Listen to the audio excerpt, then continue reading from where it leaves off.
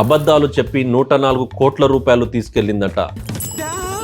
Stock market wolves and opinion queen గా ప్రసిద్ధి పొందిన అస్మితా జితేష్ పటేల్. అయితే ఈవిడ యొక్క స్ట్రాటజీ ఏంటంటే 15% ట్రేడింగ్ స్ట్రాటజీ, 300% రిటర్న్ ప్రాఫిట్ని చూపించడం. అయితే పబ్లిక్లోకి టెస్టిమోనియల్ క్రియేట్ చేసి, అంటే 30 lakhs ఇన్వెస్ట్ చేసిన వాళ్ళు 3 crores ఎలా సంపాదించారనే టెస్టిమోనియల్ చేయడము, అండ్ నేను ఇప్పటివరకు 280 crores బిజినెస్ని చేస్తున్నానని నమ్మించడం. అయితే జనాలంతా ఎలా మేము కోర్స్ నేర్చుకోవాలనే దాని మీద 7,000 రూపీస్కి స్మాల్ కోర్స్ అండ్ ఏదైతే 7 lakhs ఇన్వెస్ట్ చేస్తారో వాళ్ళకు బిగ్ కోర్స్ అందించడం జరుగుతుంది. అయితే ఈవిడ ఏం చేసిందంటే లాస్ట్ 5 yearsలో 12 lakhs ట్రేడింగ్ని చేయడము, ఆ విధంగా 104 కోట్ల రూపాయలు వసూలు చేయడం జరిగింది.